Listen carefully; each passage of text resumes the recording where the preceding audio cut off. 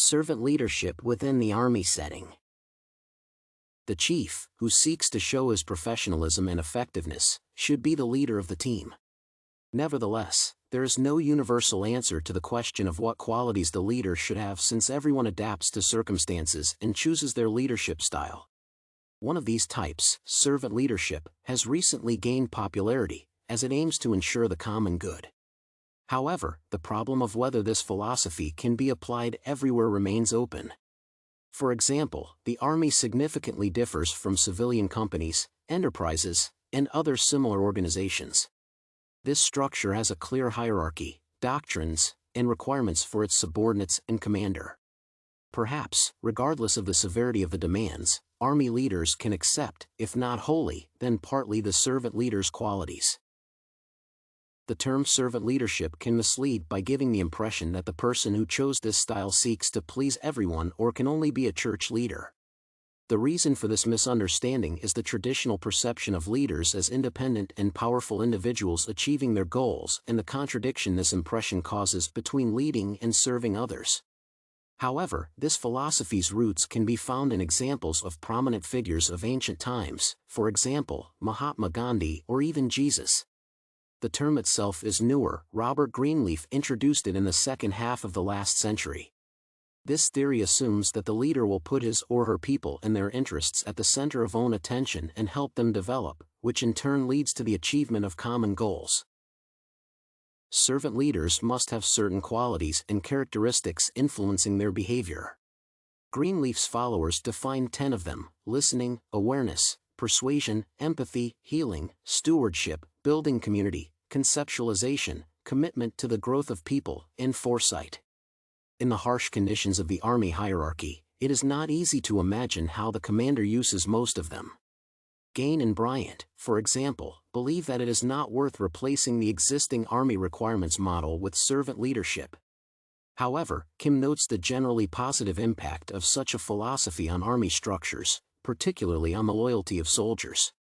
Moreover, Griffing analyzed and cited successful examples of outstanding Army leaders for each of the characteristics. Thus, researchers prove that servant leadership is applicable even in Army conditions. Using the mentioned 10 qualities of a servant leader can have beneficial consequences for any organization. For example, the usefulness of listening has long been known. This quality helps to take into account all known aspects for making a decision and changes if necessary. In Army conditions, these may be constructive proposals from subordinates. The commander is not obliged to implement them but can draw a conclusion. Awareness is closely related to listening. By receiving and analyzing information, the leader can improve the situation. In order not only to respect the soldier's point of view but to remain influential and authoritative for them, the leader must be convincing. The capacity for persuasion contributes not only to the strict execution of orders but also to the loyalty of soldiers, rather than if they are led only by fear of the chief. Such quality as empathy is essential for the Army's image when interacting with civilians, while leaders set an example for their soldiers. Using empathy, they will appear not as insensitive executors of orders but as defenders of peace. Besides protecting civilians from military threats, Army representatives often take care of their well-being. For example, the soldiers help to eliminate the consequences of natural disasters, in this way, not only showing empathy but also building community.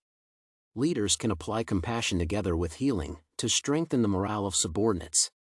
For example, even a short visit to wounded soldiers can give them strength and motivation for a quick recovery after a battle. Leaders care for and plan resources significant for joint work, such as weapons or, under challenging conditions, food supplies for soldiers. In this way, through a responsible attitude, they demonstrate stewardship. Finally, the Army leaders must be excellent strategists for the successful performance of their duties. Conceptualization, at the same time, assumes a comprehensive vision of prospects, which makes it possible not to miss crucial aspects of completing tasks. Not the last role in strategy building is taken by foresight and preventing problems before they arise based on experience and knowledge. Commitment to the growth of people will provide a leader with a professional team that will help implement any strategy. Summing up, servant leadership involves not just the management of people, but the respect and embodiment of their interests.